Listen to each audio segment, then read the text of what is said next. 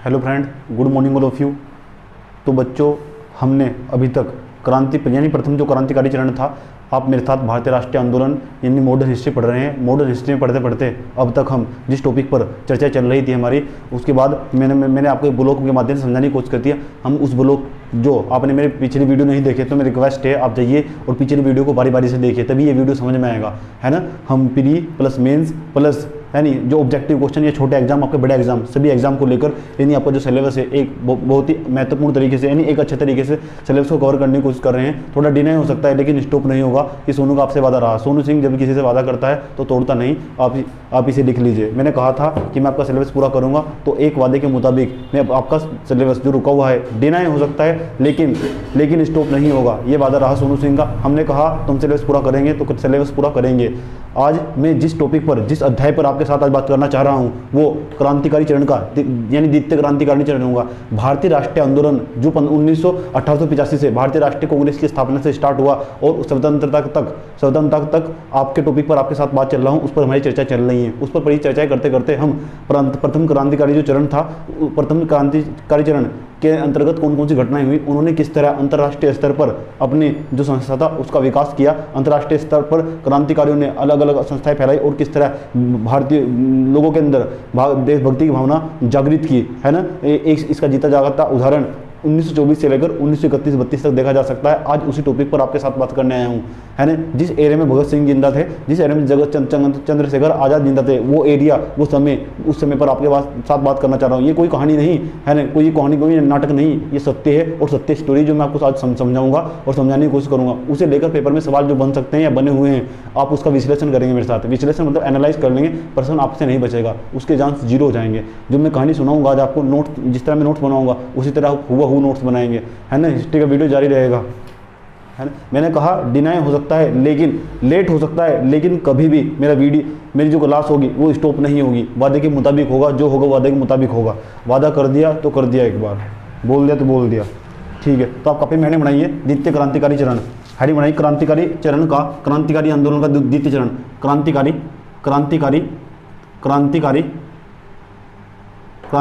चरण का, क्रांतिकारी चरण का, एक क्रांतिकारी आंदोलन का द्वितीय चरण, क्रांतिकारी आंदोलन का द्वितीय चरण। मैंने सोचा जो क्रांतिकारी था ना, क्रांतिकारी का एरा था, उसे एक जगह डिस्कस कर देना चाहिए। मैं थोड़ा सा जो टाइम था आपका 1915 तक, 1516 के बाद अभी महात्मा गांधी का आगमन नहीं हुआ, होम रूल भी चलेगा अभी, है ना। चंपारण सत्याग्रह, रोलक टैक्स, अभी सब आएंगे। असहयोग आंदोलन भी आएगा जो आपने 10th क्लास में पढ़ा था, है ना, वो सब आने वाला है। मैंने थोड़ा सा टाइम जंप किया और मैं आगे आया ताकि मैं क्रांतिकारियों को आपको एक ही जगह समझा सकूँ, मुझे बार बार कवर करना ना पड़े। क्योंकि जो पेपर में लेकर सवाल पूछा जाएगा ना, जो सब्जेक्टिव सवाल होगा, वो सवाल पूरे क्रांतिकारियों को लेकर पूछा जाएगा। आपसे नहीं पूछेगा कौन कौन सा समय कहाँ था। समय महत्वपूर्ण नहीं होता, हिस्ट्री में फैक्ट नहीं महत्वपूर्ण होते, हिस्ट्री में एनालाइज महत्वपूर्ण होता है। हाँ, आप उससे क्या सीखते हैं वर्तमान, यानी जो आपका जो प्रेजेंट होता है, प्रेजेंट में आप क्या इंप्रूव कर सकते हैं पिछली घटनाओं को देखकर, समझिए। क्रांतिकारी चरण का क्रांतिकारी आंदोलन का द्वितीय चरण, क्रांतिकारी आंदोलन का द्वितीय चरण। इसमें कुछ फैक्ट लिखाऊंगा मैं आपको, वे फैक्ट आपके काम आएंगे। ये देखिए क्या हुआ था जब महात्मा गांधी ने, हमने बताया, देखो क्रांतिकारी जब सक्रिय हुआ करते थे, जब राष्ट्रीय आंदोलन में शून्यता की स्थिति आ जाया करती थी, तो तब जो क्रांतिकारी हुआ करते थे वे एग्रेसिव और उत्तेजित हुआ करते थे और अलग अलग स्तर पर अपनी विचारधाराओं को उत्तेजित किया करते थे जो क्रांतिकारी हुआ करते थे। तो क्रांतिकारियों का भारतीय राष्ट्रीय आंदोलन में यानी भारत को आज़ाद कराने में महत्वपूर्ण योगदान है। आज आप कुछ संस्थाओं के माध्यम से जो अलग अलग क्रांतिकारी कौन कौन से क्षेत्र में, आप देखोगे कितनी बड़ी देशभक्ति थी उन लोगों के अंदर। आप आज जान जाओगे कि उन लोगों के अंदर कितनी बड़ी देशभक्ति थी और उन्होंने किस तरह देश को आज़ाद कराने में योगदान दिया। आज आप जो बैठे वीडियो देख रहे हैं अपने मोबाइल फ़ोन पर, है ना, मोबाइल फ़ोन या लैपटॉप पर जो वीडियो देख रहे हैं आप, ये उन्हीं की ही देन है। आप आज़ाद हैं, आप कुछ भी कर सकते हैं, है ना। उस टाइम अगर उन्होंने मेहनत ना की होती तो आज आपकी हालत कुछ और होती। तो जानते हैं, चलो आज तो क्या हुआ। बात थी असहयोग आंदोलन की। असहयोग आंदोलन बताऊंगा, असहयोग आंदोलन है क्या, है था क्या। अभी महात्मा गांधी नहीं आए, मैं आपको बता रहा हूँ, टाइम थोड़ा जंप कर रहा हूँ। असहयोग आंदोलन असफल हो गया था, राष्ट्रीय आंदोलन में असफल हो गया था। महात्मा गांधी के द्वारा अलग अलग समय पर आंदोलन चलाए जाते थे, उनमें से उन्होंने एक चलाया था 1920 में, 8 अगस्त 1920 को असहयोग आंदोलन जब चलाया था उन्होंने, तो धीरे धीरे वो असफल हुआ। कुछ कारण थे, रोलक एक्ट आया था, उसके बाद जलियांवाला हत्याकांड की घटनाएं घटी थी, कुछ घटनाओं के कारण जो असहयोग आंदोलन था वो महात्मा गांधी को वापस लेना पड़ा था। महात्मा गांधी ने, है ना, महात्मा गांधी को जो असहयोग आंदोलन था वो वापस लेना पड़ा था। तो धीरे धीरे क्या हुआ, मैंने कहा जो हमारे ये क्रांतिकारी थे ने, जैसे महात्मा गांधी ने असहयोग आंदोलन वापस लिया, तो जो क्रांतिकारी थे वे उत्तेजित हुआ करते थे, तो क्रांतिकारी ना अब उत्तेजित होने के साथ धीरे धीरे और सामने आया करते थे, उनका एक चेहरा रूप हुआ करता था, सामने आया करता था। तो क्या हुआ, अब मैं जो आपको कहानी सुना रहा हूँ 1924 की, 1924 में एक संगठन बनाया गया, क्रांतिकारियों के द्वारा एक संगठन बनाया गया। उस संगठन की आपके साथ चर्चा करना चाह रहा हूँ। कुछ फैक्ट जो मैं लिखाऊंगा आपको, है ना, आपने हेडिंग बनाई होगी, ये वाली हेडिंग बनाई होगी, क्रांतिकारी आंदोलन का द्वितीय चरण। क्रांतिकारी आंदोलन का द्वितीय चरण में मैं आपको दो से तीन लाइन लिखवाऊंगा, मैं 2 से 3 लाइन लिखनी होगी ताकि आपका नोट्स कंप्लीट हो सके। आप लिखिए पहली लाइन, महात्मा गांधी के असहयोग आंदोलन के असफल होने, महात्मा गांधी के असहयोग आंदोलन के असफल होने के कारण, असफल होने के बाद देश में किसी प्रकार के राजनीतिक संगठन का अभाव था। जब अभाव था तो कौन आएंगे, क्रांतिकारी आगे आएंगे। याद रखना, कौन आएंगे, क्रांतिकारी। राजनीतिक संगठन का अभाव था। तो हमने जैसे आपको बताया, चीन हो, रूस हो, आयरलैंड हो, अलग अलग देश के अंदर अलग अलग क्रांतिकारियों ने अपना अनेक मात्रा में विस्तार किया था, अलग अलग जगह पर विस्तार किया था। भारत के अंदर जो सबसे पहले क्रांतिकारी जो संगठन बनाया गया 1924 में, उसका नाम आज आपको बता रहा हूँ। कारण आपको पता लग गया, असहयोग आंदोलन वो असफल हो गया था, राष्ट्रीय आंदोलन में शून्यता की स्थिति आ गई थी। जैसे राष्ट्रीय आंदोलन में शून्यता की स्थिति आएगी तो आगे कौन आएगा, आपके क्रांतिकारी आएंगे। अब क्रांतिकारी के द्वारा अलग अलग देश में अलग अलग संगठन बनाए गए थे। जब अलग अलग देश में अलग अलग संगठन बनाए गए थे तो भारत में उस समय 1924 में जो संगठन बनाया गया था, आप उसका नाम लिखिए। अब कुछ संगठनों के नाम बताता हूँ और कुछ घटनाओं की, कुछ महत्वपूर्ण घटनाओं की जो द्वितीय चरण था उनकी चर्चाएं करता हूँ। चलिए, तो आप काफी में हेडिंग बनाइए अब, हिंदुस्तान रिपब्लिक एसोसिएशन, आप क्रांतिकारी आंदोलन का द्वितीय चरण में आप लिख सकते हैं कि महात्मा गांधी के द्वारा असहयोग आंदोलन को वापस लेने पर भारतीय राष्ट्रीय आंदोलन में शून्यता की स्थिति आ गई थी। शून्यता की स्थिति आ जाने के कारण तब क्रांतिकारी आगे आए। जब क्रांतिकारी आ गए तो उन्होंने अंतर्राष्ट्रीय स्तर पर, या आप ऐसे कहते हैं ब्रिटेन, रूस, फ्रांस, अमेरिका, कनाडा, अलग अलग क्षेत्र में, आयरलैंड, ऐसे क्षेत्र में उन्होंने अनेक संगठन बनाए। भारत में जो सबसे पहले संगठन बनाया गया 1924 में, उसका नाम आपको बताया जा रहा है। आप लिखिए उसका नाम है हिंदुस्तान रिपब्लिक, हिंदुस्तान हिंदी में लिखिए, हिंदुस्तान रिपब्लिक एसोसिएशन का मतलब होता है संगठन। एसोसिएशन का मतलब क्या होता है, संगठन। हिंदुस्तान रिपब्लिक एसोसिएशन बनाया गया। आपसे सीधा प्रश्न पूछा जाएगा, हिंदुस्तान रिपब्लिक एसोसिएशन कब बनाया गया था, 1924 में, क्योंकि फेमस डेट पूछी जा सकती है। कब बनाया गया, ये बनाया गया उसमें किस के द्वारा बनाया गया था, ये भी आपको बताएंगे। सचिंद्रनाथ के द्वारा, इनका नाम याद रखना है, पेपर में यही प्रश्न पूछाते हैं जो ऑब्जेक्टिव प्रश्न होंगे, है ना। तो HRA Hindustan Republic association, Hindi में भी यही नाम लिखना है आपको। 1924 में बनाया गया। और ये कहाँ बनाया गया था, ये संगठन था, है ना, ये संगठन जो बनाया गया था 1924 में, किसके द्वारा बनाया गया था ये बाद में, पहले ये पता होना चाहिए कहाँ बनाया गया था। 1924 में बनाया गया था, ये बनाया गया था कानपुर में। आपका कहाँ, कानपुर में, ये आपका कानपुर में बनाया गया था। कानपुर में एक सभा आयोजित की गई थी, उसमें ये संगठन बनाया गया। आइए जानते हैं इस संगठन के अंदर कौन कौन उपस्थित थे, यानी इसकी स्थापना, इस संगठन की, जो आपका ये क्रांतिकारी संगठन था, क्रांतिकारी एसोसिएशन था, है ना, रिवोल्यूशन, क्रांतिकारी बोलते हैं रिवोल्यूटी, है ना, आप ऐसे कह सकते हैं। हिंदुस्तान रिपब्लिक एसोसिएशन जो बनाया गया था 1924 में बनाया गया था, कानपुर में बनाया गया था। कानपुर में जब बनाया गया था, किसके द्वारा इसकी स्थापना की गई थी, आइए जानते हैं किसके द्वारा इसकी स्थापना की गई थी। उनका नाम आपने लिखना है। नंबर 1 आप लिखेंगे सचिंद्रनाथ संथ्याल, सचिंद्रनाथ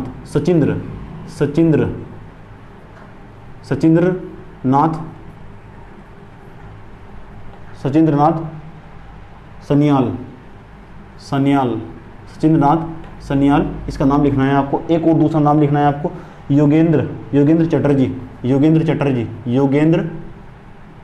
ये सारे क्रांतिकारी थे हमारे। योगेंद्र चटर्जी, योगेंद्र चटर्जी और भी थे इसके अंदर, ये दो प्रमुख नाम दिखाई देंगे आपको। आदि आदि लिख देते हैं, अभी आगे नाम बताएंगे आपको। यानी जब हिंदुस्तान रिपब्लिक एसोसिएशन बनाया गया 1924 में, कानपुर में बनाया गया, उसके अंदर उसकी स्थापना किसके द्वारा की गई थी? जो दो मुख्य चेहरे उभर कर सामने आते हैं उनका नाम आपको याद रखना है। एक तो सचिंद्रनाथ सन्याल और योगेंद्र चटर्जी थे। सचिंद्रनाथ सन्याल और योगेंद्र चटर्जी, इनका नाम आपको याद रखना है। चलिए अब बात करते हैं दूसरी, अब बात करते हैं है ना। ये बनाया गया था अक्टूबर 1924 में। कब बनाया गया था? अक्टूबर 1924 में। कब? अक्टूबर 1924। हमने कहा डेट महत्वपूर्ण नहीं है। अक्टूबर 1924 में देखिए क्या हुआ था, यानी समस्त क्रांतिकारी दलों का कानपुर में एक सम्मेलन बनाया गया। जितने भी क्रांतिकारी थे ना, जितने पहले भी क्रांतिकारी थे और बाद के क्रांतिकारी जितने एग्रेसिव हुए बाद में, है ना, तो सभी क्रांतिकारियों का, जो मैंने कहा कि जो क्रांतिकारी थे, जब राजनीतिक संगठन सक्रिय होगा तो क्रांतिकारी नीचे बैठ जाएंगे। तब राजनीतिक राष्ट्रीय आंदोलन में जो हमारे जो राजनीतिक संगठन वाले यानी कांग्रेस होगा, उसका चेहरा उभर कर सामने आएगा। जब कांग्रेस का चेहरा नीचे बैठ जाएगा तो क्रांतिकारी आगे आएंगे। तो यही हुआ। अक्टूबर 1924 में क्या किया, कानपुर में समस्त क्रांतिकारियों का एक सम्मेलन बुलाया गया। सम्मेलन का मतलब एक बैठक बुलाई गई जितने भी क्रांतिकारियों को, और ये गुप्त बैठक हुआ करती थी, गुप्त बैठक, है ना। अच्छा, बैठक बुलाई गई जिसमें सचिंद्रनाथ सन्याल थे। बैठक बुलाई गई थी, आप लिख सकते हैं अक्टूबर 1924 में कानपुर में। आप लिखेंगे, जितना लिखेंगे आपका इतना ही हाथ जो वो लिखने की कला होगी वो डेवलप होती चली जाएगी, और फैक्ट जो होंगे वे आप नहीं भूलेंगे। पर्सन करेंगे तो समस्या खड़ी नहीं होगी। मैंने कहा डिटेल से एक बार पढ़ना है, बार बार नहीं पढ़ना है। एक बार सुन लेंगे तो उसके बाद ऑब्जेक्टिव पर्सन हमेशा के लिए हल हो जाएगा, और नोट्स बना लेंगे साथ में।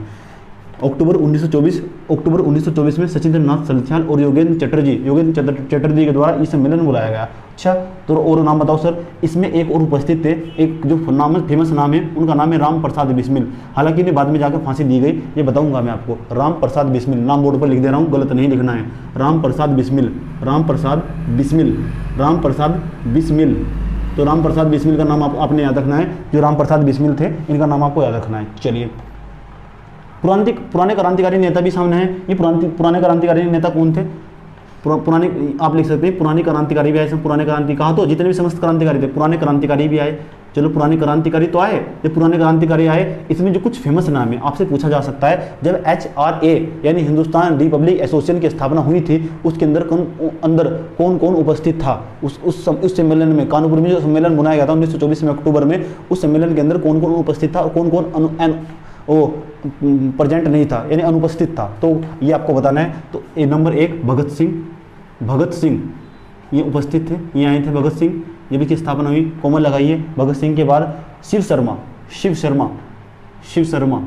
भगत सिंह है जो फेमस है, जो फांसी पे चढ़ गए थे 31 मार्च 1931 को, 23 मार्च 1931 को। भगत सिंह, शिव शर्मा नाम पूछा जा सकता है। शिव शर्मा, ऐसे नाम पूछे जाते हैं पेपर में जो आपने ना सुने हो आज तक। कोमा लगाइए। कोमा लगाने के बाद सुखदेव का नाम कौन नहीं जानता? आप ही नहीं जानते। सुखदेव। उसके बाद सुखदेव के बाद आपने भगवती चरण बोहरा फिलोसोफी बम की स्थापना की थी इन्होंने, है ना। जवाब दिया था इन्होंने, करारा जवाब दिया था इन्होंने, जो हमारे कांग्रेस थे। भगवती चरण बोहरा, भगवती भी कह सकते हैं, भगवती चरण बोहरा। चंद्रशेखर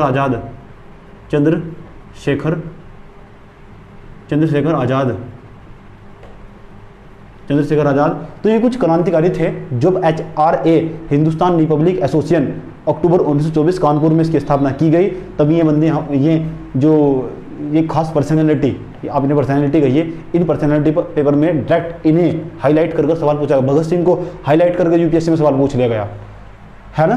तो चंद्रशेखर आजाद और हमारे भगवती चरण बोहरा, शिव शर्मा, सुखदेव, भगत सिंह और पुराने क्रांतिकारी और राम प्रसाद बिस्मिल जैसे, और सचिंद्रनाथ सन्याल और योगेंद्र चटर्जी, ऐसे क्रांतिकारी इसके अंदर उपस्थित थे। अब पर्सन आ सकता है, कैसा भी पर्सन आए, आप उसे हल करने की स्थिति में होंगे इतना पढ़ने के पश्चात, समझे।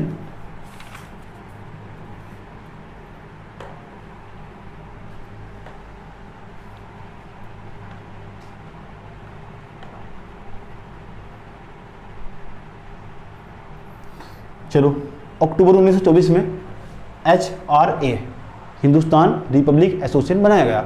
उसके बाद क्या हुआ, अक्टूबर 1924 के बाद पहले ये जो एसोसिएशन बनाया गया था कानपुर में, कानपुर के बाद इसका जो विस्तार हुआ अलग अलग देश के कोने में, HRA का विस्तार अलग अलग देश के कोने में हुआ, क्योंकि इस क्रांतिकारी देश के प्रत्येक कोने से बुलाए गए थे। कुछ फेमस नाम बताता हूँ, मद्रास से भी क्रांतिकारी आए थे। यानी इसकी जो HRA है, हिंदुस्तान रिपब्लिक एसोसिएशन की अलग अलग शाखाएं, देश में अलग अलग शाखाएं खोली गई। आप इसे लिख सकते हैं। मैंने कहा मेरे द्वारा बोली गई हर बात नोट्स होगी, जो बात आपके दिल को भाती है और जो आप मेंस के प्रश्न में लिख सकते हैं, उस बात को आपको नोट करना ही होगा, समझ गए। तो जो HRA थी, HRA हिंदुस्तान रिपब्लिक एसोसिएशन था, उसकी शाखाएं, इसकी स्थापना हुई थी कौन? कानपुर में, पूछा गया कानपुर में। उसके बाद दिल्ली, पंजाब हो आपका बंगाल हो या मद्रास हो, है नहीं, दिल्ली, पंजाब, बंगाल और मद्रास में इसकी अलग अलग शाखाएं खोली गई। और दक्षिण भारत से लेकर उत्तर भारत, पूर्व भारत से लेकर पश्चिम भारत तक, यानी लगभग आप इसे अंतर्राष्ट्रीय स्तर पर तो नहीं, अखिल भारतीय स्तर पर तो नहीं कह सकते, लेकिन अधिकांश भाग में, भारत के अधिकांश भाग में जो बड़े बड़े भाग थे, उनके अंदर इस संस्था का विस्तार किया गया, यानी लोगों को जागृत किया गया। अच्छा, अब आपको ये भी पता होना चाहिए जब HRA बनाया गया था उसका उद्देश्य क्या था, ऑब्जेक्टिव क्या था। जब तक आपको किसी संस्था का उद्देश्य नहीं पता लगता तब तक उस संस्था का कोई महत्व हम समझते हैं, उसका कोई इंपॉर्टेंस नहीं है। ये भी पता होना चाहिए जो HRA बनाया गया था वो क्यों बनाया गया था, उसका उद्देश्य क्या था। आइए जान लेते हैं, ध्यानपूर्वक समझिएगा। 3 उद्देश्य थे इसके। कितने उद्देश्य थे? 3, और 3 के 3 आपको लिखने होंगे, मेंस के आंसर राइटिंग में काम आएंगे, है ना। कभी भी जब आप करो तो काम आएंगे। या आपसे प्रश्न पूछा जा सकता है HRA के संदर्भ में गलत कथनों पर विचार कीजिए। 4 ऑप्शन देकर चला जाएगा, आपसे पूछेगा 3 तो आपको सही स्टेटमेंट देगा और चौथे नंबर का आपको गलत देकर चला जाएगा। इस तरह के प्रश्न का पेपर में ट्रेंड चल रहा है, समझिए। तो आपको पूछना होगा। तो पहले आपको पता होना चाहिए जब HRA में, मैंने कहा पढ़ना है तो तमीज़ से पढ़ना है, वरना पढ़ाई छोड़ देनी, नहीं पढ़ना। मैंने कहा मुझे पहले मेहनत करनी पड़ती है। इस वीडियो बनाने में जो आपके सामने बनाता हूँ उसमें 2 से 3 घंटे का समय बर्बाद होता है। 2 से 3 घंटे का समय बहुत होता है मेरे लिए, मैं समय की कीमत समझता हूँ, इसलिए मैं थोड़ा लेट आया हूँ, है ना। और मैं जो वीडियो होगा लगभग मुझे लगता है कि मेरा वीडियो अब कंटिन्यू रहेगा। देखिए मैं बीच में कंटिन्यूटी बरतता हूँ, है ना, वरना मैं कोई रिस्पॉन्स नहीं आएगा मेरा, मैं मना कर देता हूँ।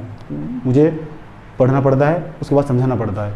मैं ऐसा चाहता हूँ कि आपको जो आपके पास सोर्स पहुँचे वो पूरी तरह ऑथेंटिक हो, जो आपके पास सोर्स पहुँचे वो पूरी तरह ऑथेंटिक हो, है ना। उसमें किसी प्रकार का कोई भी दोष या त्रुटिपूर्ण नहीं होना चाहिए, है ना, कोई भी दोष नहीं होना चाहिए।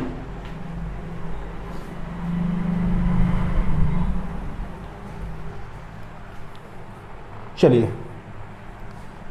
तो आप लिख सकते हैं अलग अलग क्षेत्र में। आप इन क्षेत्र के नाम भी भूल गए तो मैं इसके आंसर राइटिंग में इस तरह काम आ सकता है कि HRA हिंदुस्तान रिपब्लिक एसोसिएशन का नाम तो याद होना चाहिए। हिंदुस्तान रिपब्लिक एसोसिएशन का विस्तार करने के लिए देश के अलग अलग क्षेत्र में अलग अलग शाखाएं खोली गई।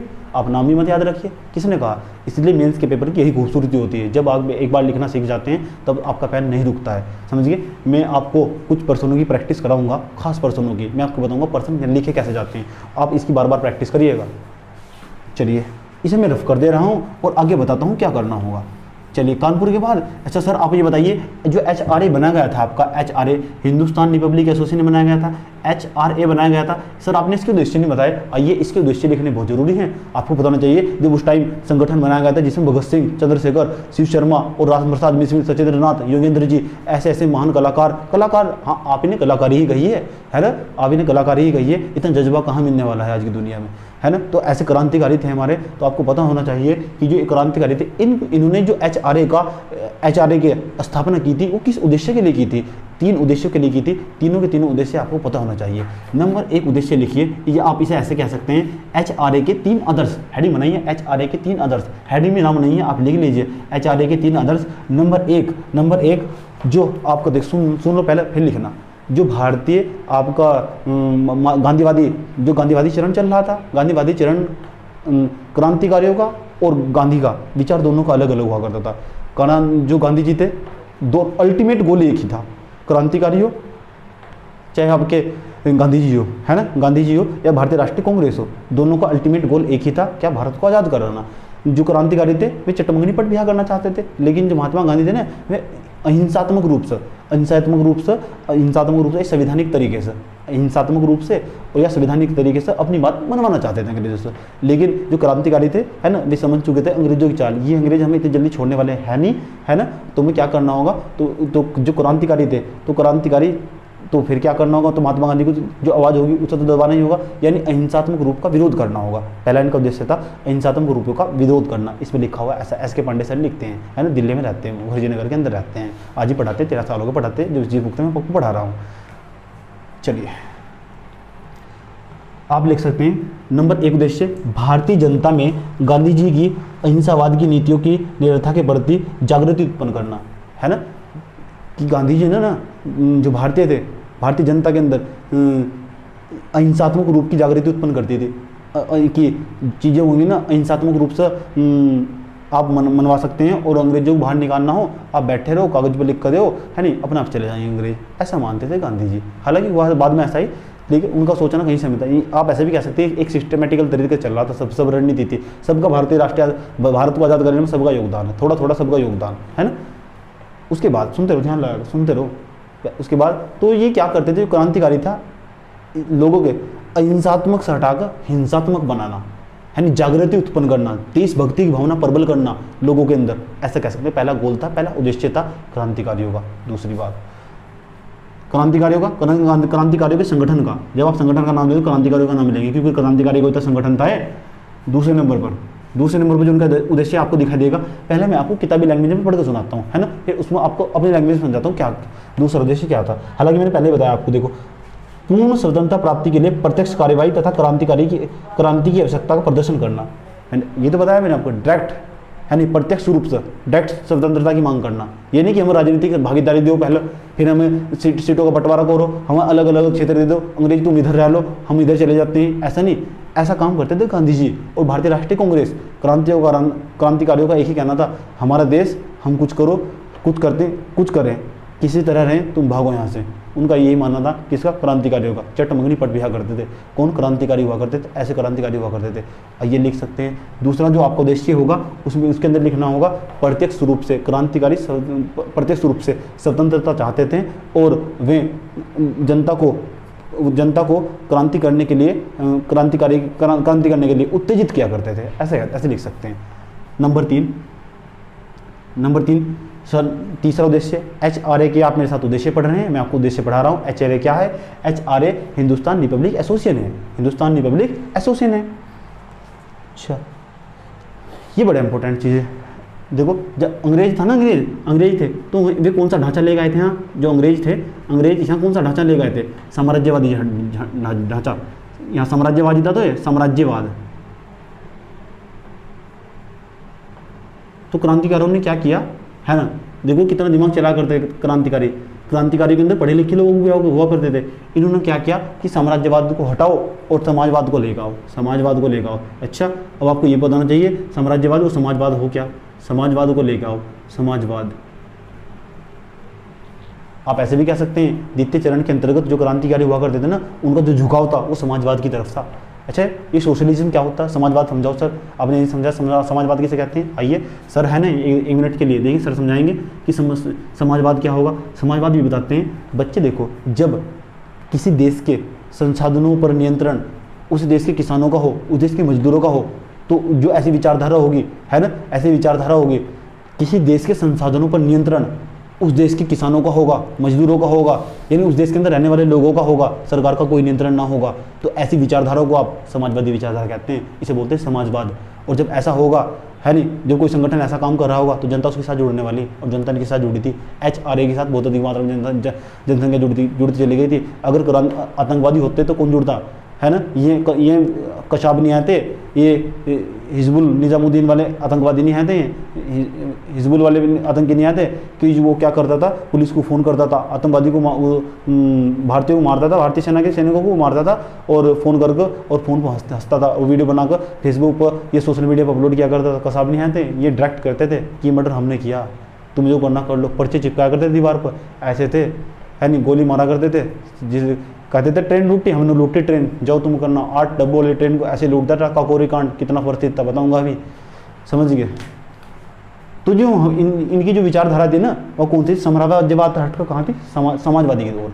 साम्राज्यवाद से कहाँ थी? साम्राज्यवाद से समाजवादी की ओर थी। इनका उद्देश्य था, इस संगठन का उद्देश्य था। हालांकि सफल हुआ नहीं हुआ वो तो आप जानेंगे, मूल्यांकन में जानेंगे। जब इनका मूल्यांकन करेंगे ना इस टॉपिक का, तो आपको बताऊंगा कि प्रथम क्रांतिकारी चरण था और द्वितीय क्रांतिकारी चरण था, उन दोनों के अंदर क्या अंतर था, उसके बाद में समझेंगे इनका मूल्यांकन, है ना। 3 उद्देश्य थे इनके। अच्छा, तो ये तो बात हमने आपको बताई अक्टूबर 1924 की। अच्छा सर, आपको एक साल आगे लेके चलते हैं। तो तभी क्या हुआ, ये जो संगठन था ना, इस संगठन के अंदर इतनी अधिक मात्रा में व्यक्ति जुड़ते चले गए। ज़्यादा दूर की घटना नहीं बताता हूँ आपको। अब एक बात बताओ, जब संगठन चला रहे, संगठन को चलाने के लिए तो पैसे की भी आवश्यकता होगी। पैसा कहाँ से आएगा ये भी तो बताना चाहिए। HRA चला रही, इसके अंदर इतने लोग जुड़े हुए, इतने संगठन जुड़े हुए है ना, इनके पास हथियार होने चाहिए। हथियार कब होंगे, चलो हथियार तो गुप्त तरीके से भी खरीदे जा सकते हैं, तो उनके लिए पैसे की आवश्यकता होगी। तो फिर पैसा कहाँ से आएगा, तो पैसा जुटाने के लिए इन्होंने क्या किया, जो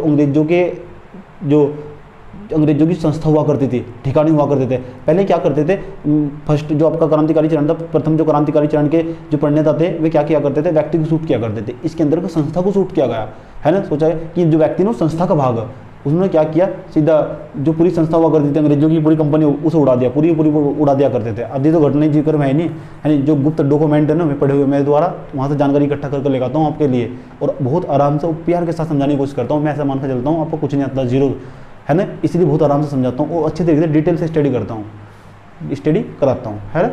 तो बात करते हैं किसकी, बात करते हैं तो अक्टूबर 1924 की बात थी, जब HRA बनाया। डायरेक्ट 1 साल बाद इन्होंने सोचा यार पैसा तो आने वाला नहीं है, अब पैसा आगा तो कहाँ से आएगा। तो इन्होंने क्या किया, इन्हें पता लगा, जानकारी, चंद्रशेखर आज़ाद उस समय उसमें मास्टरमाइंड थे। उन्होंने प्लान बनाया, अगर ये संगठन चलाना होगा ना, इसे पैसे की आवश्यकता होगी, ऐसे भूखे तो मरने वाले नहीं है ना।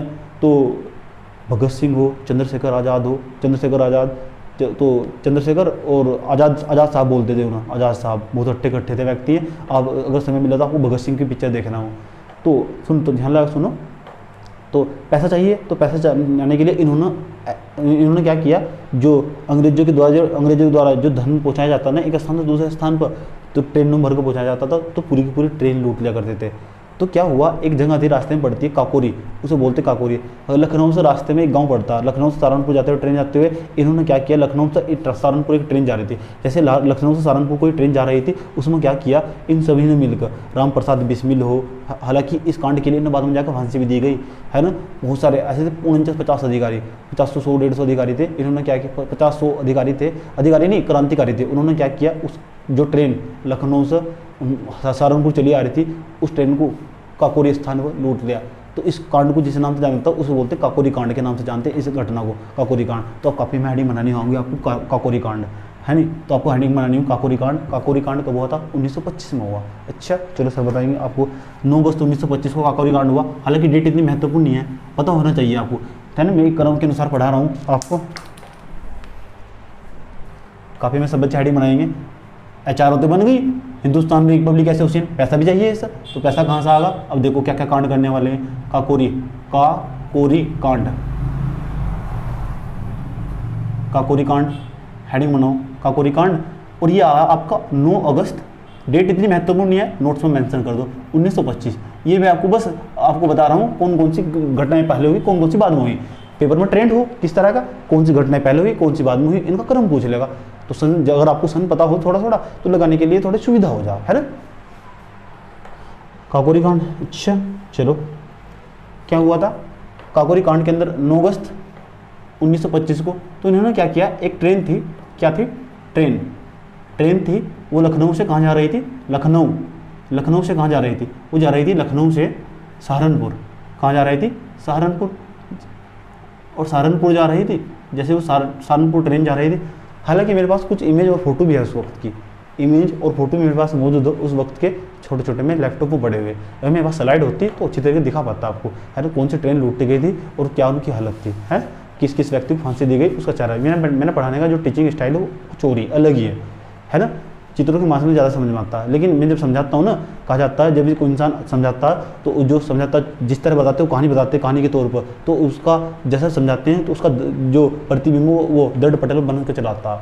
आप सोचने लगते हैं किस तरह की ट्रेन नहीं होगी, किस तरह की घटना रही होगी, इस तरह है ना, वो समझाने पर डिपेंड करता। तो लखनऊ से जो सहारनपुर जो ट्रेन जा रही थी उसे कहाँ लूट लिया गया, काकोरी स्थान पर लूट लिया गया। काकोरी स्थान पर लूट लिया गया। अच्छा, इसे जिस नाम से जानते हैं फिर नाम पड़ गया, जहाँ घटना हुई थी काकोरी कांड के नाम से पड़ गया। अच्छा चलो सर और बताओ, सवाल कैसे पूछे जाएंगे सर सवाल बताओ। इसमें क्या हुआ, इस घटना के अंतर्गत क्या हुआ, एक मालगाड़ी को रुका गया, 8 डाउन वाली मालगाड़ी। 8 डाउन समझते हो, 8 डाउन का ये मतलब होता है 8 डब्बे थे उसके अंदर, मालगाड़ी लूटी गई। मालगाड़ी क्या किया गया, इसे लूट लिया गया। अच्छा चलो सर और बताओ, चलो लूट ले गया। तो ये घटना धीरे धीरे जो अंग्रेज थे उन्हें बहुत गुस्सा आया, अधिक मात्रा में उत्तेजित हो गए। उन्होंने क्या किया, जो व्यक्ति हुआ करते थे ना, अत्याचार करना स्टार्ट कर दिया। उस समय लोगों पर अत्याचार बहुत बुरी मात्रा में, है ना, निर्दोष को पकड़ते और अलग अलग कानून निकालने स्टार्ट कर दिए। बहुत एग्रेसिव हो गए जो अंग्रेज थे उस टाइम, ब्रिटिश सत्ता हुआ करती थी, बहुत ही उत्तेजित होगी। उत्तेजित होने का क्या मतलब, उत्तेजित होने का मतलब बहुत सक्रिय होगी, है ना, बहुत सक्रिय होगी क्रांतिकारियों को लेकर। अगर क्रांतिकारियों को थोड़ा सा भी सबूत मिलता उसे उठाते जेल में फेंक देते सीधा, और उसे खाना भी ना देते। ऐसा किया करते थे कौन, ब्रिटिश सत्ता वाले अंग्रेज ऐसा किया करते थे। चलो अभी बात बताते हैं इसकी, काकोरी कांड की बात चल रही है, काकोरी कांड में बात करते हैं। अच्छा, लूट लिया, इनके पास बहुत पैसा आया, बहुत पैसा आया इनके पास। इसमें क्या हुआ 29 क्रांतिकारियों को गिरफ्तार कर उन पर काकोरी कांड में मुकदमा चला गया। देखो 29 क्रांतिकारियों को गिरफ्तार किया गया, 29 क्रांतिकारी थे उन्हें गिरफ्तार किया गया, है ना। 29 क्रांतिकारी थे, उन्हें क्या किया, गिरफ्तार किया गया, है ना, अरेस्ट किया गया। अरेस्ट मतलब गिरफ्तार किया गया, गिरफ्तार किया गया 29 क्रांतिकारी और मुकदमा चला गया। और जैसे मुकदमा चला गया ना, तो मुकदमा चलाने 17 लोगों को लंबी सजाएं दी गई। 29 में 17 लोगों को ऐसे लंबी सजाएं दी गई, बहुत लंबी, इतनी लंबी सजाएं दे दी कि आजीवन कारावास दे दिया। 4 को तो आजीवन कारावास दे दिया, है ना, कि जाओ यहाँ जाओ, अंडमान निकोबार रहो, काला पानी के अंदर जाकर, है ना, रहो यहाँ से सड़ी हुई जगह में जाकर रहो। ऐसी जगह बहुत बुरी जगह हुआ करती थी, ऐसी जगह जहाँ पानी भी नहीं मिलने वाला, है ना, जहाँ 3 दिन में सिर्फ एक बार खाना मिला करता था। ऐसी ऐसी सजा दिया करते थे अंग्रेज, ऐसे ऐसे एक्ट पास किए थे उन लोगों ने। 17 लोगों को लंबी सजाएं दी गई, सजाएं दी गई, सजाएं दी गई। अच्छा चलो जनाब और बताओ, और बताएंगे सर आपको। उसके बाद 4 को आजीवन कारागार 29 क्रांतिकारी को गिरफ्तार किया गया था, इन पर मुकदमा चला गया, 17 को लंबी सजा दी गई और 4 को आजीवन कारावास दे दिया गया। आजीवन कारावास, आजीवन कारावास दे दिया गया। हालांकि यहाँ से कोई प्रश्न नहीं पूछने वाला, ये आपकी जो समझने की कला होगी, जो आप जिस तरह आप समझ रहे होंगे उसे और स्ट्रॉन्ग बनाएगा, इसलिए बता रहा हूँ। अच्छा और बताओ सर, और बताते हैं आपको। 4 क्रांतिकारियों को फांसी पर लटका दिया गया। देखो 4 क्रांतिकारी थे, उन्हें फांसी पर लटका दिया गया। ये 4 क्रांतिकारी कौन कौन से थे, इनके नाम आज आपको पता होने चाहिए। 4 क्रांतिकारियों को फांसी दी गई और इनका नाम पेपर में पूछा गया। पेपर में प्रश्न यहीं से आया था, कि 4 क्रांतिकारी कौन कौन थे जिन्हें काकोरी कांड के अंदर फांसी दी गई थी। और ये भी पूछा गया कौन से क्रांतिकारी को जो फांसी गई थी कौन से स्थान पर गई थी। जैसे राम प्रसाद बिस्मिल के साथ क्या हुआ था, है ना, कौन कौन से 4 क्रांतिकारियों को फांसी की सजा सुनाई गई, फांसी की सजा सुनाई गई। नंबर 1 जो आपके थे आप लिख लो। नंबर 1 राम प्रसाद बिस्मिल, है नी, आसफाक उल्ला खां। एक तो राम प्रसाद बिस्मिल हुए, राम प्रसाद बिस्मिल। नंबर 2 हुए आपके आसफाक उल्ला खां। देखो मुमनन में योगदान देते थे, उल्ला खां नाम मत भूलना इनका। नंबर 3 आपके जो थे वे थे आपके रोशन लाल और राजेंद्र लहरी। रोशन लाल। नंबर 4 थे राजेंद्र लहरी।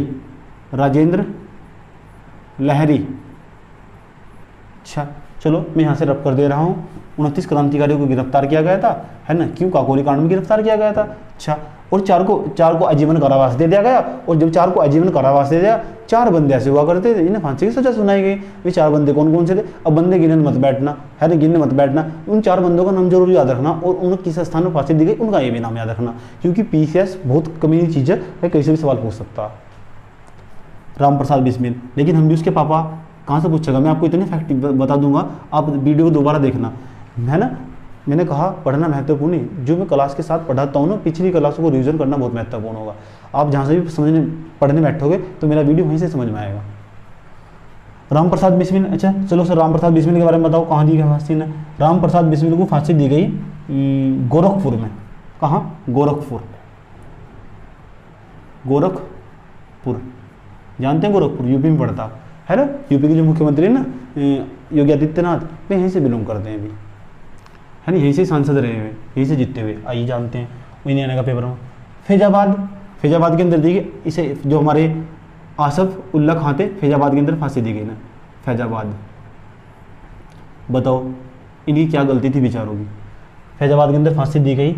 उसके बाद नैनी जिसे आज की दुनिया में हम इलाहाबाद कहते हैं, प्रयागराज रख दिया गया नाम, नैनी के ब्रैकेट में इलाहाबाद किसे दी गई, रोशन लाल को। पूछे गए नाम कहाँ, इलाहाबाद के अंदर फांसी दी गई। उसके बाद बताओ राजेंद्र लहरी को, सर राजेंद्र लहरी को बताओ, इस तरीके गोंडा के अंदर,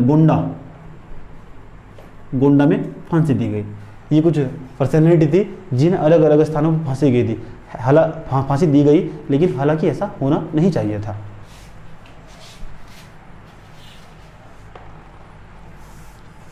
चलो सर और कुछ बताओ।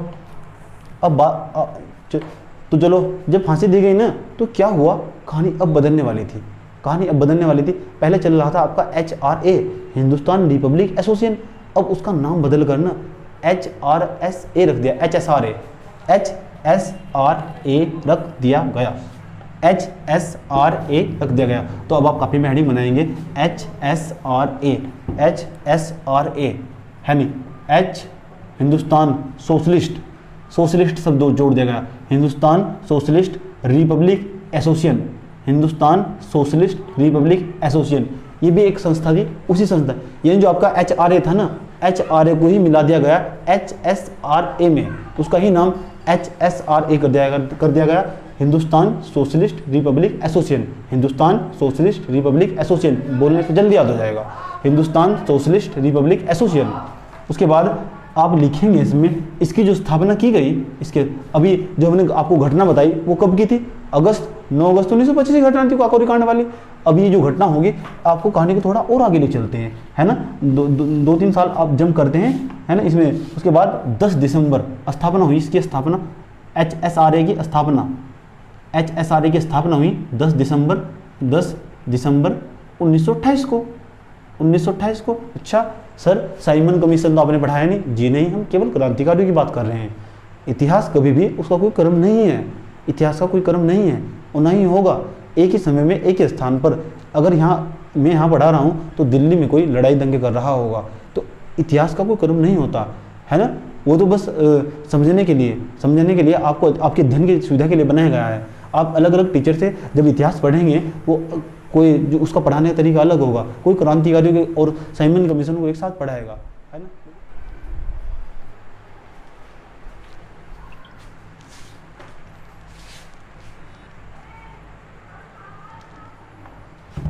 तो अभी तक आपने देखा कि किस तरह HRA का HSRA Hindustan socialist Republic association में विलय कर दिया गया, हिंदुस्तान सोशलिस्ट रिपब्लिक एसोसिएशन में विलय कर दिया गया। हिंदुस्तान सोशलिस्ट रिपब्लिक एसोसिएशन का हिंदी में क्या नाम होता है, यह आप मुझे सर्च करके बताएंगे, है ना। क्यों, पेपर में कभी कभी आपको इंग्लिश वाला नाम ना देकर हिंदी वाला नाम भी पूछ सकता है। मैं आपसे इतनी अपेक्षा ही करता हूँ, जब आप नेट यूज़ कर रहे हैं तो क्यों ना आप उसका सही दिशा में इस्तेमाल कीजिए। तो आपको क्या करना है, इसका नाम मुझे हिंदी में बताना है। अच्छा चलो सर, इसकी स्थापना बताइए आपको कब हुई थी, 10 दिसंबर 1928 को। उसके बाद आपने बताना है, इसका स्थान बताना है आपको, स्थान जहाँ HSRA जहाँ HRA की स्थापना कानपुर में हुई थी, वहीं HSRA की स्थापना दिल्ली के फिरोज शाह कोटला मैदान के अंदर हुई थी, दिल्ली के अंदर हुई थी। कौन सा स्थान था इसका, दिल्ली रहा स्थान, दिल्ली, फिरोज शाह कोटला मैदान, दिल्ली के अंदर, दिल्ली ब्रैकेट में लिखिए आप, फिरोज शाह कोटला मैदान, फिरोज शाह कोटला मैदान, दिल्ली का फिरोज शाह कोटला, फिरोज शाह कोटला,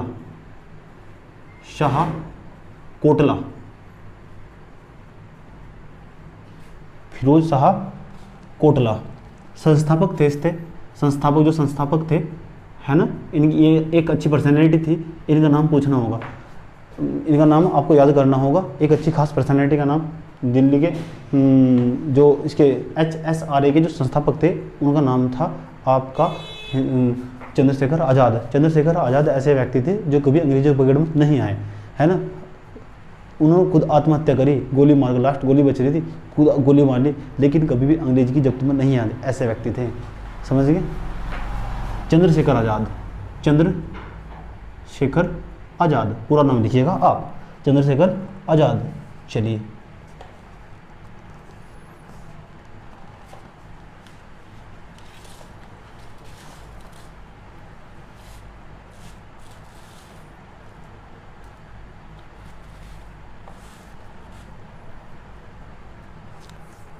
अच्छा, HSRA क्यों बनाया गया? देखो क्या हुआ था, जो HRA था ना, हिंदुस्तान रिपब्लिक एसोसिएशन था, उसके जितने भी क्रांतिकारी थे उनकी सबकी गिरफ्तारी कर ली गई थी। जब उनकी गिरफ्तारी कर ली गई थी और कुछ को फांसी की सजा सुना दी गई और कुछ को आजीवन कारावास दे दिया गया और आधों को गिरफ्तार कर लिया गया।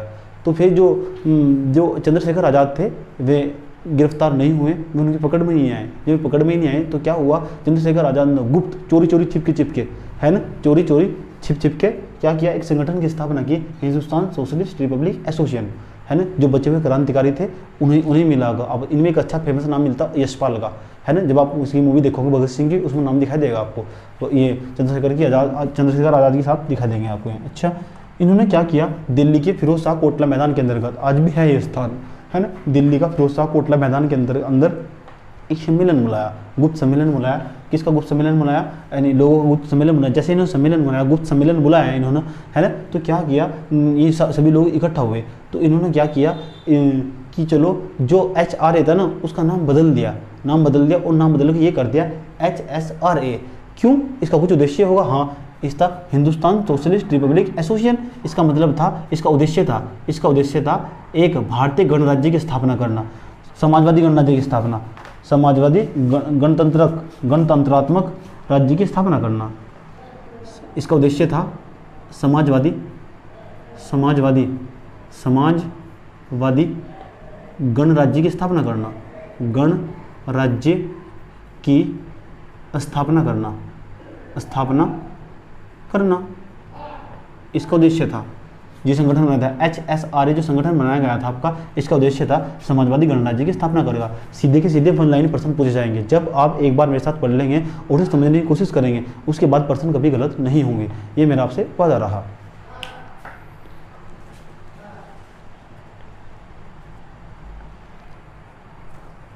आप HSRA को लोक आतंकवादी संगठन न कहकर कुछ लेखकों के द्वारा, ब्रिटिश या अंग्रेजी या विदेशी लेखकों के द्वारा इस संगठन को आतंकवादी संगठन भी कहा गया है। लेकिन आपको अगर UPSC या PCS या किसी भी एग्जाम के थ्रू जाना है और उसकी साइड और पहुंचना है, तो आपको इस संगठन को आतंकवादी संगठन ना कहकर लोकतांत्रिक संगठन कहना होगा। क्या यह है एक लोकतांत्रिक संगठन का? तो आपका आंसर होगा हाँ, HSRA एक प्रकार का लोकतांत्रिक संगठन था। ये हिंसा कभी नहीं करते थे। क्या ये फिर अहिंसा करते थे? जी नहीं, ये प्रतिहिंसा किया करते थे, है ना। इनके लिए इनके टारगेट जो द्वितीय चरण के क्रांतिकारी थे, इनके लिए इन्होंने कभी भी किसी व्यक्ति को टारगेट नहीं किया। इनका मानना था कि जो व्यक्ति होता है वो संस्था का भाग होता है, तो ये सीधे संस्था पर आक्रमण किया करते थे, है ना। संस्था पर आक्रमण किया करते थे। इनकी एक ही डिमांड थी, पूर्ण स्वराज, बस इन्हें चाहिए था पूर्ण स्वराज। चलिए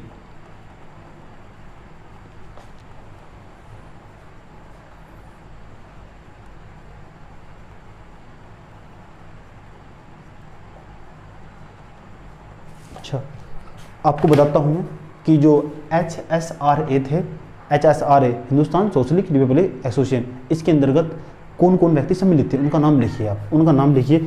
नंबर 1 आप लिख सकते हैं, देखो HSRA के अन्य नेताओं में उत्तर प्रदेश के विजय कुमार सिन्हा, इनका नाम पूछा जा सकता है। विजय कुमार सिन्हा क्या HSRA के अंदर इंक्लूड थे क्या? हाँ, विजय कुमार सिन्हा। उसके बाद आप शिव शर्मा। नंबर 3 जयदेव कपूर। नंबर 4 पंजाब के भगत सिंह। अभी तक जो बताया आपको हमने, ये था बता कि उत्तर प्रदेश के, अब पंजाब के लिखिए। पंजाब के भगत सिंह, भगवती चरण बोहरा और सुखदेव थे। भगत सिंह, भगवती चरण बोहरा और सुखदेव थे। ये कहाँ के थे? पंजाब के। उत्तर प्रदेश के भी लिखवा देंगे, जो HSRA के अंदर इंक्लूडेड थे। अच्छा, उद्देश्य पता लग गया होगा आपको, लोकतांत्रिक गणराज्य बनाना इस संस्था का उद्देश्य था। चलिए क्या हुआ। अब थोड़ा सा आपको रिवर्स लेके चलते हैं, यानी इसके पीछे के बैकग्राउंड की एक घटना का जिक्र करते हैं। बाकी जो पढ़ाई होगी वो कल होगी, मैं आपको बताऊंगा। थोड़ा सी कहानी सुनेंगे आप। क्या हुआ 1927 में जब साइमन कमीशन आया था ना, तो भारत के लोगों तो बस एक ही काम था, चाहे उसके अंदर का कानून या नियम देखना हो या नहीं देखना हो। 1927 का साइमन कमीशन क्या था, भारतीय हित में था या नहीं था, इनका काम था कि आंदोलन करना था। बस चल दिया, आंदोलन करना स्टार्ट कर दिया। जब ये दिल्ली की जो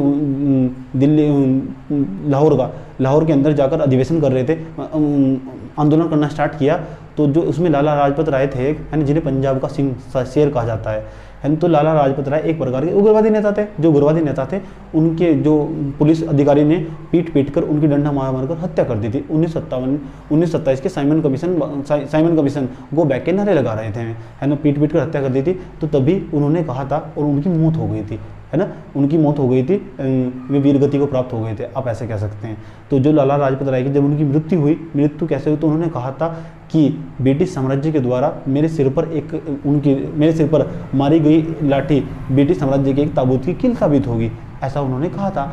तो भगत सिंह और चंद्रशेखर आज़ाद ने उग्रवादी नेता लाला लाजपत राय की हत्या लेने के लिए जिस पुलिस अधीक्षक ने ऑर्डर दिया था उसका नाम था सैंडर्स। क्या नाम था? सैंडर्स। तो उन्होंने जो चंद्रशेखर आज़ाद और जो भगत सिंह थे और राजगुरु और सुखदेव थे, इन्होंने सबने मिलकर, यानी HSRA, Hindustan socialist Republic associate, इसने मिलकर लाला लाजपत राय की मृत्यु का बदला लेने के लिए सैंडर्स, उसका नाम था सैंडर्स, जो पुलिस अधीक्षक था ASI होता है वो, जो पुलिस अधीक्षक था ASI, तो उसकी हत्या का प्लान बनाया, है ना, और हत्या करने में सफल भी हुए। और इस सैंडर्स की हत्या, अगली हेडिंग यही होगी, सैंडर्स की हत्या। और उसकी हत्या कर दी, पहली गोली सुखदेव ने चलाई थी, राजगुरु ने चलाई थी, और भगत सिंह ने उसके बाद 3 गोली मारी थी उसको, है ना। एक पुलिस अधीक्षक था, वो भागता हुआ भगत सिंह का पीछा कर रहा था और उसे शूट किया था चंद्रशेखर आज़ाद ने। इस तरह मारते थे, और मारने के बाद ऐसा किया था, देखो ऐसे हुआ करते थे क्रांतिकारी, डायरेक्ट इन्होंने कबूल किया, आतंकवादी नहीं थे, डायरेक्ट कबूल किया और पोस्टर लगाए, ले हमने मारा है और सामने और संस्था का नाम लिखा करते, जो HSRA के द्वारा ये कांड किया गया। ऐसे थे हमारे क्रांतिकारी, है ना, सीखना हो देशभक्ति की भावना, और इन्हें पता था इसका अंतिम परिणाम क्या होगा। अब बताओ, जो अंग्रेजी सरकार थी वो बौखला गई थी, है ना, अंग्रेजी सरकार थी, जब सैंडर्स की हत्या कर दी गई तो अंग्रेजी सरकार बौखला गई थी। तो सैंडर्स की हत्या, आइए बताइए, सैंडर्स की हत्या कर दी गई थी 17 दिसंबर 1928 को, 10 दिसंबर, है ना, यानी लगभग 7 दिन बाद, जब HSRA का निर्माण हुआ ना, उसके लगभग 7 दिन बाद सैंडर्स की हत्या कर दी गई थी। क्यों कर दी गई थी ये आपको पता लग गया। लाला लाजपत राय जो उग्रवादी नेता थे, साइमन कमीशन गो बैक के नारे लगा रहे थे, सैंडर्स के द्वारा उनकी लाठी से पीट कर हत्या कर गई थी, उसका बदला लेने के लिए, है ना, HSRA ने क्या किया, सैंडर्स की हत्या कर दी थी। अभी तक आप यहीं इसे होल्ड कर देंगे। होल्ड करने के बाद आपकी और मेरी मुलाकात कल यहीं सैंडर्स की हत्या के बाद भारतीय राष्ट्रीय इतिहास में क्रांतिकारियों के साथ क्या क्या हुआ, आइए देखते हैं। अभी क्रांतिकारी खत्म नहीं हुए, अभी इसका मूल्यांकन करना बाकी है। अभी आपको कुछ इंटरेस्टिंग घटनाएं और बताऊंगा, तब तक आप मुझे बताइए कि काफ़ी दिनों के बाद आपको कैसा महसूस हुआ, क्लास कैसी लगी। मेरी क्लास जारी रहेगी। धन्यवाद।